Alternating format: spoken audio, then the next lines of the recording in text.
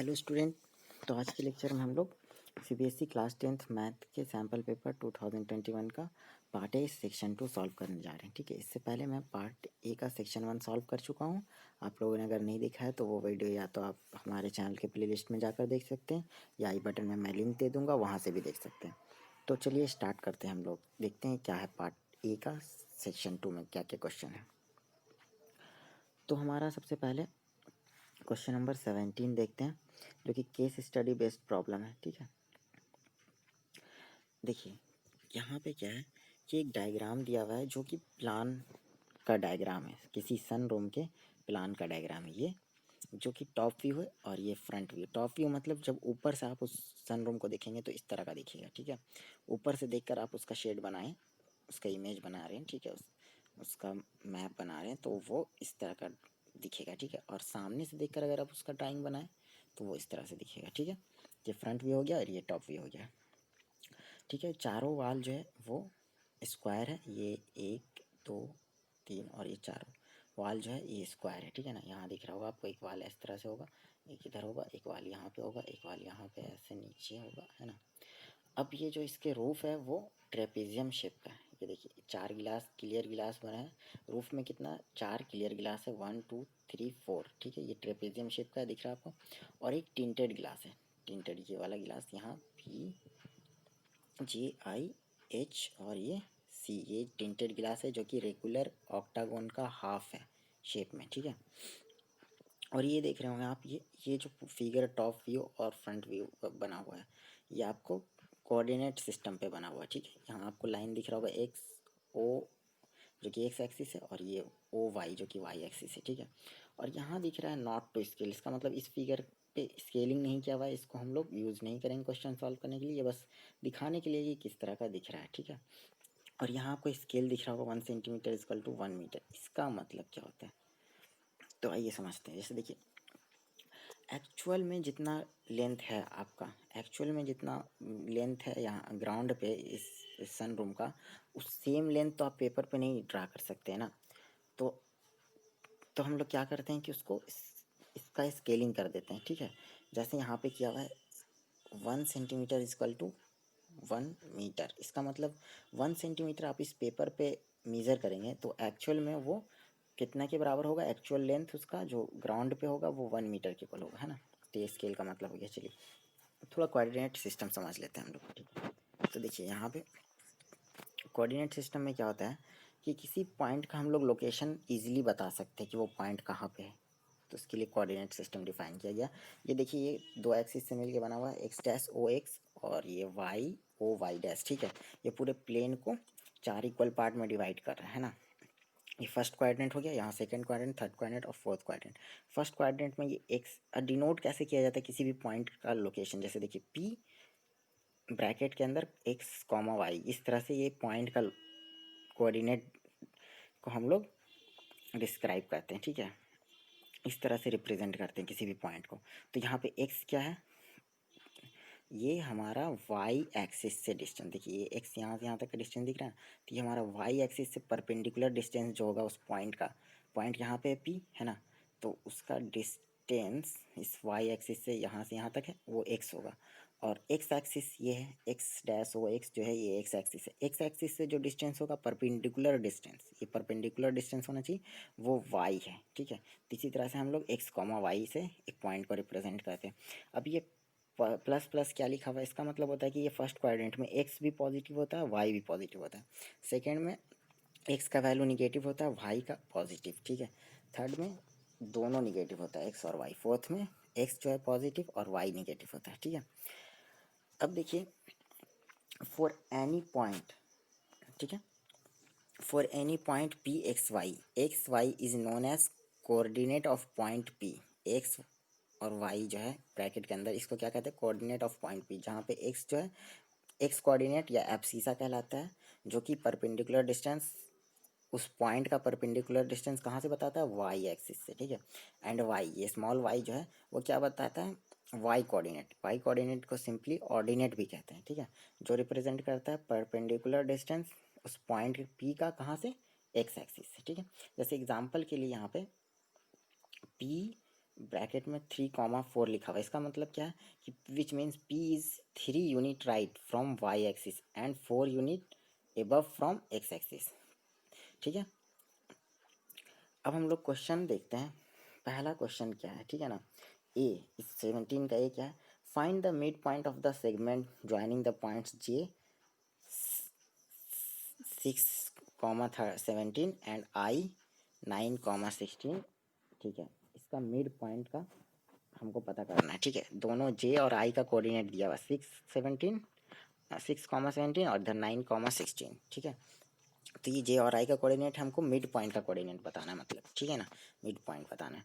देखिए कैसे होगा, हम लोग क्या करते हैं, देखते हैं इसको कैसे सॉल्व करेंगे। ठीक है, तो देखिए क्या होता है कि मिड पॉइंट हम लोग को जानने के लिए एक फॉर्मूला होता है, कोऑर्डिनेट सिस्टम में आप लोग पढ़े होंगे। देखिए अगर a x1 y1 ये a का कोऑर्डिनेट, b x2 y2 ये b का कोऑर्डिनेट है, और c x y मान लिया इसको। ठीक है, ये x1 y1 और x2 y2 हमको पता है, और c x y हमको नहीं पता है, जो कि c क्या है, मिड पॉइंट, ये ए बी लाइन सेगमेंट का मिड पॉइंट है ये c। ठीक है, देखिए C X Y is the mid point of line segment A B, then X Y का फॉर्मूला क्या होता है, इसका कोऑर्डिनेट कैसे बताएंगे, x1 plus x2 y2 y1 plus y2 y2, यानी इसके x कोऑर्डिनेट के सम करेंगे, उसके बाद उसको 2 से डिवाइड कर देंगे, फिर इसके y कोऑर्डिनेट को सम करेंगे, उसको 2 से डिवाइड कर देंगे, तो हमारा ये मिड पॉइंट का कोऑर्डिनेट आ जाएगा। अब इसी तरह से क्वेश्चन हमको क्या दिया हुआ था, j का कोऑर्डिनेट 6,17 था और i का कोऑर्डिनेट 9,16 था।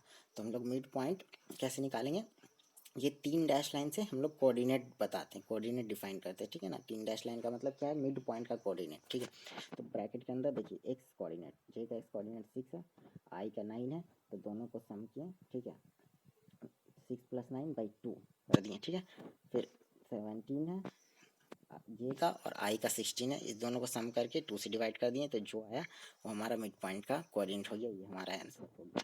तो इस हिसाब से हमारा आंसर कौन सा आ रहा है, देखिए ये 15/2 और 13/2 किससे मैच कर रहा है, तो हमारा ऑप्शन नंबर 3 से, यहाँ देखिए ऑप्शन नंबर 3 से मैच कर रहा है, 3 हमारा आंसर हो जाएगा। सॉरी, अब हम लोग नेक्स्ट क्वेश्चन देखते हैं। ठीक है,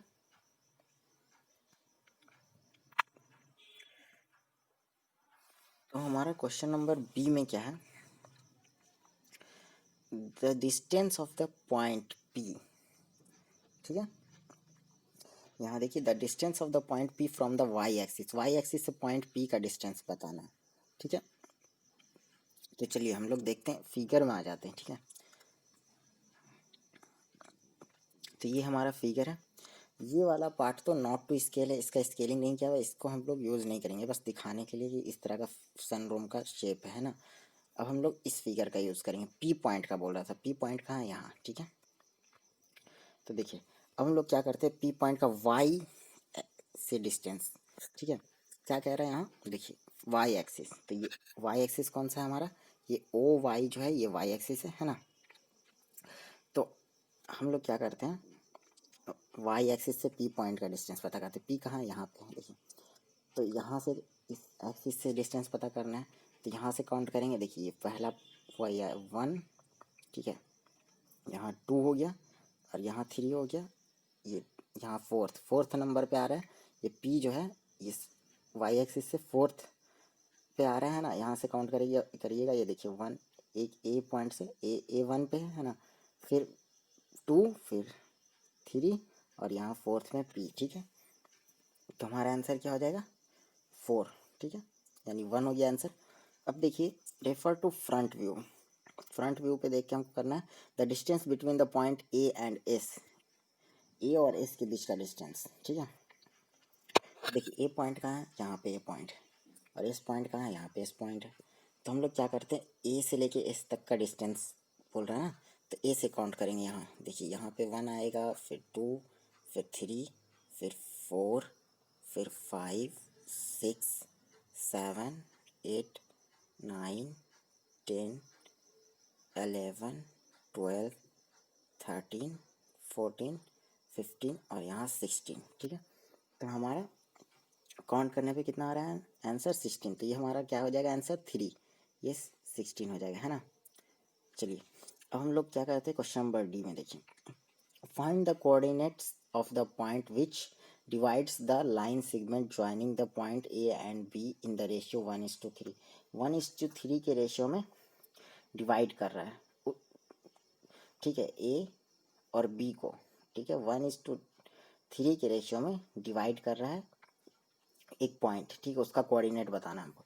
तो सबसे पहले तो ए और बी का हम लोग फिगर यहाँ से देख करके हम लोग क्या कर लेंगे, कोऑर्डिनेट लिख लेंगे। देखिए कोऑर्डिनेट एक्स कॉमा वाई लिखाता है, ठीक है, किसी भी पॉइंट का कोऑर्डिनेट जो होता है एक्स कॉमा वाई लिखाता है ना। तो हम लोग क्या करेंगे, जैसे देखिए यहाँ ए का एक्स कॉमा वाई इस तरह से कोऑर्डिनेट लिखाएगा, है ना। तो हम लोग ए का एक्स मतलब क्या है, ये अभी बताए थे हम लोग पहले, कोऑर्डिनेट सिस्टम थोड़ा समझा। एक्स मतलब ये वाई एक्सिस से, ये एक्स का मतलब हो रहा है, ये वाला एक्स का मतलब वाई एक्सिस से डिस्टेंस, है ना। तो वाई एक्सिस से ए का डिस्टेंस कितना है, 1, ठीक है। तो ए का कोऑर्डिनेट कितना हो जाएगा, 1, और ये एक्स एक्सिस से डिस्टेंस जो होगा वो वाई हो जाएगा। तो इस तरह से हम लोग काउंट करके ए का कोऑर्डिनेट पहले लिखेंगे और बी का कोऑर्डिनेट फिर लिखेंगे, ठीक है, ताकि हमको ए और बी का कोऑर्डिनेट पता चल जाएगा। उसके बाद हम क्वेश्चन सॉल्व करेंगे, ठीक है। तो आइए हम लोग देखते हैं कि कैसे करेंगे इसको, ठीक है ना। देखिए सबसे पहले जो फॉर्मूला है वो देख लीजिए कि ए का अगर कोऑर्डिनेट x1 y1 है और बी का x2 y2 है, और उसको सी एक्स वाई जो है ये पॉइंट, ये जो है m:n के रेशियो में डिवाइड कर रहा है, ठीक है। If C divides A B in m:n, that is A C, इसका मतलब क्या, ए सी अपॉन बी सी m/n होगा, ठीक है। तो कोऑर्डिनेट हमारा, then coordinates of C is, C का कोऑर्डिनेट हम लोग कैसे लिखेंगे, एक्स वाई था, है ना। तो एक्स कैसे लिखेंगे, सी का एक्स कोऑर्डिनेट कैसे लिखेंगे हम लोग, mx2 प्लस nx1, ठीक है, mx2 plus nx1 upon m plus n, m Y coordinate कैसे लिखेंगे, my2 plus ny1 upon m plus n। यहाँ देखिए m किससे मल्टीप्लाई हो रहा है, देखिए अगर हम लोग m:n के रेशियो में डिवाइड कर रहा है ना, यानी यहाँ देखिए m:n के रेशियो में डिवाइड कर रहा है, m यानी ए सी, ये इधर का पार्ट ए सी, यहाँ से ए से सी तक ये m है, और बी से सी तक n है, यानी ए सी अपॉन बी सी m:n है। तो यहाँ m जो है इस साइड का पार्ट है, ठीक है, और n इस साइड का पार्ट, तो इसके अपोजिट वाले कोऑर्डिनेट से मल्टीप्लाई होगा, ठीक है ना, अपोजिट वाले कोऑर्डिनेट से, ठीक है। देखिए यहाँ हमारा, तो हम m into x2 plus n into x1 करेंगे अपॉन m प्लस n, ठीक है। तो इस तरह से हम लोग फिगर से हमने बताया था आप कैसे कोऑर्डिनेट लिख लीजिएगा ए और बी का। तो ए का और बी का कोऑर्डिनेट लिख लिया है हमने, ठीक है। ए का 1,1,8 और बी का 5,10 आ रहा है, ठीक है। अब पॉइंट एम सपोज करिए कि वो इसको डिवाइड करता है 1:3 के रेशियो में। तो पॉइंट एम का कोऑर्डिनेट एक्स वाई मान लिए, तो एक्स वाई किसके बराबर होगा, 1:5 प्लस 3:1 अपॉन 1 प्लस 3, ठीक है। देखिए ये x1 y1 मान लिए इसको, और इसको x2 y2, तो m 1 है और यहाँ n क्या है, 3। तो m इंटू x2 यानी 1:5 प्लस n इंटू x1 यानी 3:1, ठीक है। 3 यहाँ 3n इंटू x1 यानी 1, ठीक है, 3:1 अपॉन m प्लस n यानी 1 प्लस 3। तो इस तरह से x कोऑर्डिनेट, उसी तरह से y कोऑर्डिनेट भी लिख लेंगे, my2 plus ny1 upon m plus n। तो इसको सॉल्व करने पे कितना आएगा हमारा, 2,8.5। तो आंसर कितना हो जाएगा हमारा, 4, ठीक है।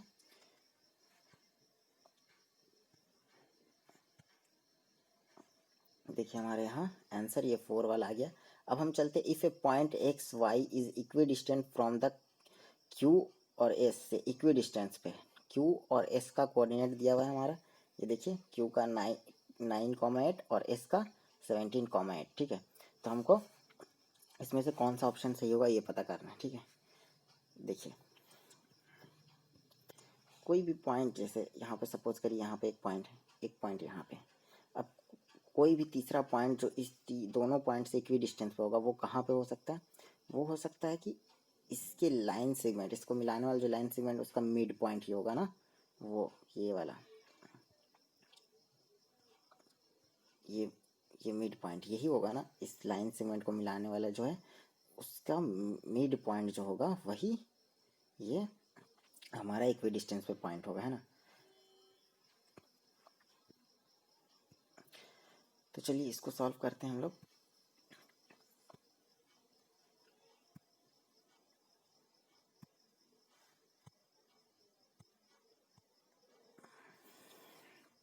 देखिए given point X Y is equidistance from Q and Q9, 8 and S17, 8। तो हम लोग देख लिए थे कि वो इक्वी डिस्टेंस पॉइंट मतलब इक्वी डिस्टेंस मतलब Q से भी सेम डिस्टेंस पे और S से भी सेम डिस्टेंस पे, तो उस तरह का पॉइंट क्या होगा, इसका मिड पॉइंट होगा। मिड पॉइंट का निकालने के लिए हमको पता है दोनों, जैसे एक्स कोऑर्डिनेट निकालना है तो इसके एक्स कोऑर्डिनेट इसके एक्स कोऑर्डिनेट को सम करके डिविड से डिवाइड करेंगे, जैसे 9 + 17/2, और इधर 8 वाई कोऑर्डिनेट निकालने के लिए 8 + 8/2 सॉल्व करेंगे तो 13, 8 आएगा, ठीक है। तो एक्स का वैल्यू 13 आ गया और वाई का वैल्यू कितना आ गया हमारा 8, ठीक है। तो हम लोग देखते हैं कौन सा ऑप्शन सही हो रहा था। एक्स का वैल्यू कितना आ गया 13 और वाई का 8, ठीक है। देखिए एक्स का वैल्यू आ गया 13 और वाई का आ गया 8, ठीक है। अब हम लोग देखेंगे क्या कि देखिए x + y इक्वल टू क्या दिया हुआ 13, इस दोनों को सम करिएगा तो 13 + 8 कितना हो जाएगा 21 हो जाएगा। तो ये गलत हो गया, x - 13, x कितना है 13 और 13 - 13 इक्वल टू 0, 0 यहाँ दिया हुआ है, सही भी है। ये x 13 है, 13 - 13 करेंगे 0 आ जाएगा, तो ये हमारा आंसर कौन सा हो जाएगा, ये 2 हो जाएगा, ठीक है। चलिए हम लोग नेक्स्ट क्वेश्चन में मूव करते हैं।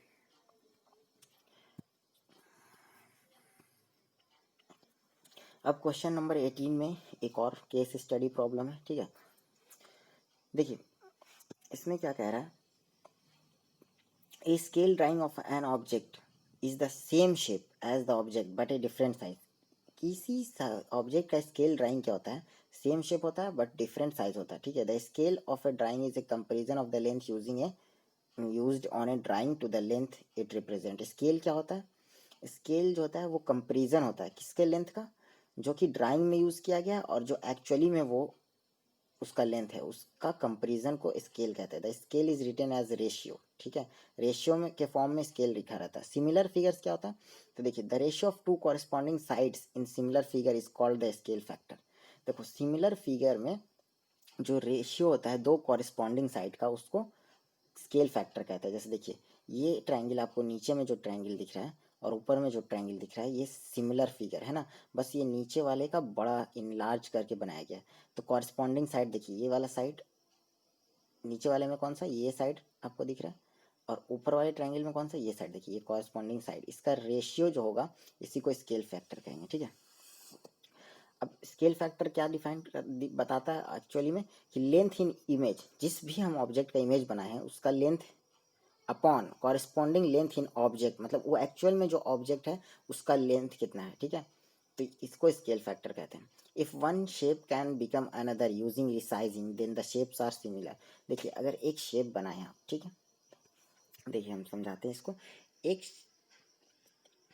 एक शेप बना लीजिए आप, देखिए ट्रायंगल का, ठीक है, और एक बड़ा ट्रायंगल सिमिलर इसी के जैसा बनाए, ठीक है। अब क्या करते हैं हम, इस ट्रायंगल को, इस बड़े वाले ट्रायंगल को अगर हम छोटा करेंगे यानी रिसाइज करेंगे तो इसके जैसा बन दिख जाएगा, इसके जैसा हो जाएगा। तो इसलिए हम लोग इस ट्रायंगल और इस ट्रायंगल को यानी इस दोनों शेप को क्या कहेंगे, सिमिलर, ठीक है। तो चलिए अब हम लोग यहाँ पे क्या दिखा रहा है कि रोटेशन और टर्न सिमिलर। हम यहाँ पे देखिए ये एक शेप था, इसको ऐसे, सॉरी ये एक शेप था, इसको क्या किया इस तरह से ऐसे रोटेट करके, रोटेट किए तो ये ऐसा दिखेगा, है ना। अभी ये रिफ्लेक्शन और फ्लिप, इसको क्या किया फ्लिप कर दिए, ये एक शेप था इसको उलट दिए इस तरह से, तो ये इस तरह के दिखेगा, ठीक है। इस प्लेन मतलब इस एक्सिस के अबाउट इसको उलट दिए, रिफ्लेक्ट कर दिए या फिर फ्लिप कर दिए, तो ये इस तरह से दिखेगा। अभी देखिए ट्रांसलेशन और स्लाइड, अब क्या किए, ये यहाँ पे था इसको स्लाइड करके ऊपर ले आए, देखिए ये यहाँ पे था ये ऑब्जेक्ट, इसको स्लाइड करके ऊपर ले आए, ठीक है। Hence two shapes are similar when one can become the other after a size. दो शेप जो है वो सिमिलर होगा कब, जब इसको रिसाइज या फ्लिप या स्लाइड या टर्न कर दें तो वो एक शेप है, उसको आप या तो रिसाइज कर दीजिए तो जो शेप बनेगा वो सिमिलर शेप होगा, ठीक है। या फ्लिप करिएगा उस शेप को तो भी नया जो शेप मिलेगा वो भी सिमिलर होगा, वो सिमिलर कहलाएगा, ठीक है। और स्लाइड कर दीजिएगा या फिर टर्न रोटेट कर दीजिएगा, ठीक है, रोटेट कर दीजिएगा इस तरह से तो फिर सिमिलर शेप मिलेगा, ठीक है। अब हमको इसका क्वेश्चन देखते हैं।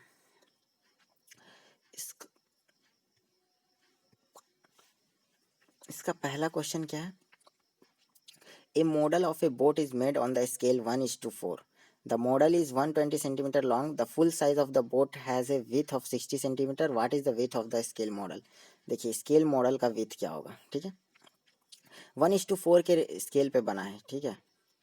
तो इसका मतलब क्या है कि 1:4 की स्केल पे बना है, इसका मतलब क्या है कि इसका लेंथ का जो बोट का जो लेंथ है मॉडल में वो 4 टाइम्स शॉर्टर है एक्चुअल लेंथ से, ठीक है।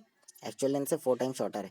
गिवन क्या दिया हुआ है कि फुल साइज जो है बोट का फुल साइज जो है विथ का फुल साइज कितना 60 सेंटीमीटर।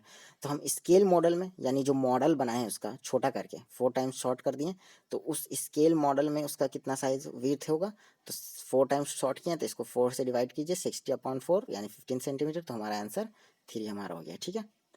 नेक्स्ट क्वेश्चन देखिए, what will effect the similarity of any two polygons, ठीक है। एनी टू पॉलीगन्स कौन सा सिमिलैरिटी इफेक्ट, किसी दो पॉलीगन का सिमिलैरिटी को क्या इफेक्ट कर सकता है। दे आर फ्लिप्ड हॉरिजॉन्टली, अगर फ्लिप करने पे अभी हमने देखा फ्लिप करने पे सिमिलर ही रहता है, कोई दिक्कत नहीं है। They are dilated by scale factor, अगर स्केल फैक्टर से डायलेटेड कर दे तो भी सिमिलर रहता है, कोई दिक्कत नहीं है, ये भी सही, ये भी गलत हो गया। दे आर ट्रांसलेटेड डाउन, अगर ट्रांसलेट कर दिए तो भी सिमिलर ही रहेगा, तो सिमिलरिटी इफेक्ट नहीं हुआ, ठीक है।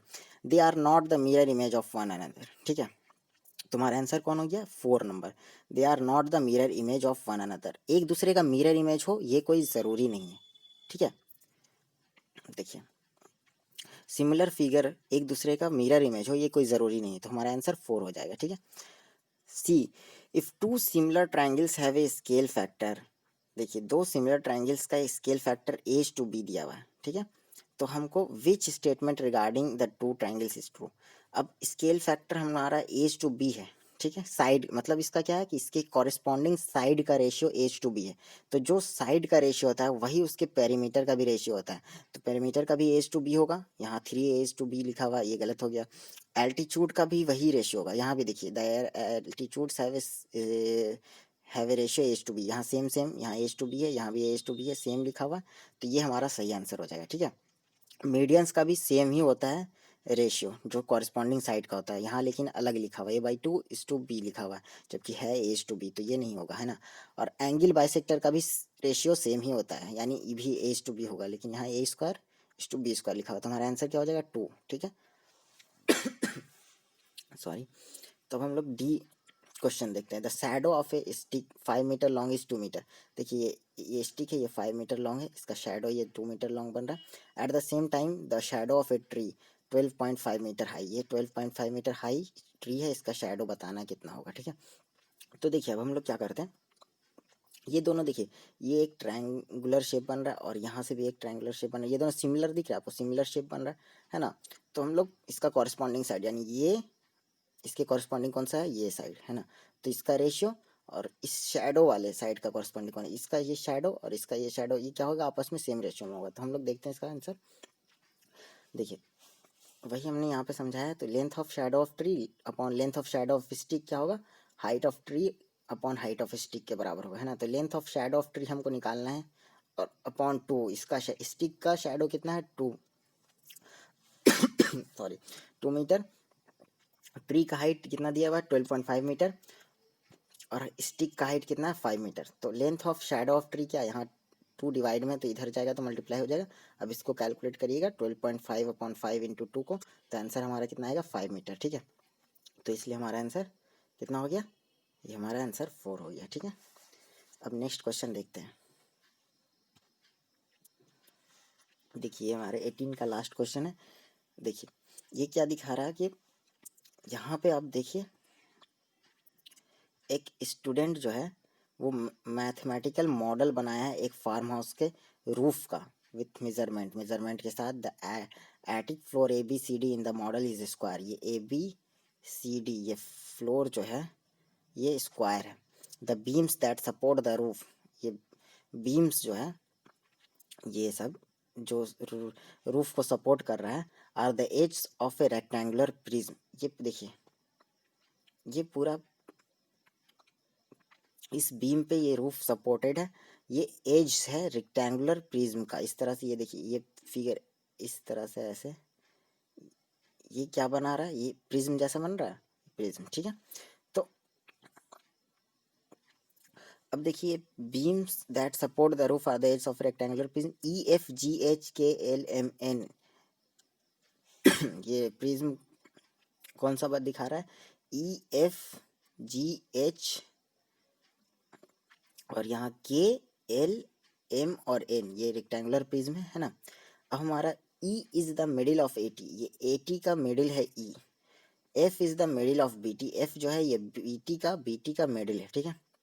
G उसी तरह से इस CT का मिडिल है और DT का मिडिल H है, ठीक है।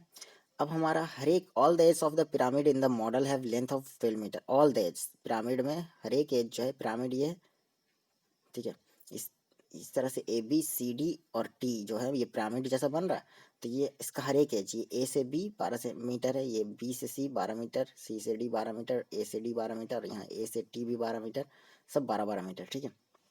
अब हमारा क्वेश्चन देखिए, what is the length of EF, ये EF का लेंथ क्या होगा, where EF is one of the horizontal edge of the block. ये जो ब्लॉक दिख रहा है आपको शेडेड अंदर में छोटा सा, इसका एक हॉरिजॉन्टल एज है। देखिए अब हम लोग क्या देखते हैं यहाँ पे कि ATB क्या है, एक ट्रायंगल बना रहा है। बाकी सबको भूल जाइए, सिर्फ ये ATB पे ध्यान दीजिए। ATB एक ट्रायंगल बना रहा है जिसमें से E जो है AT का मिड पॉइंट और F जो है BT का मिड पॉइंट, ठीक है।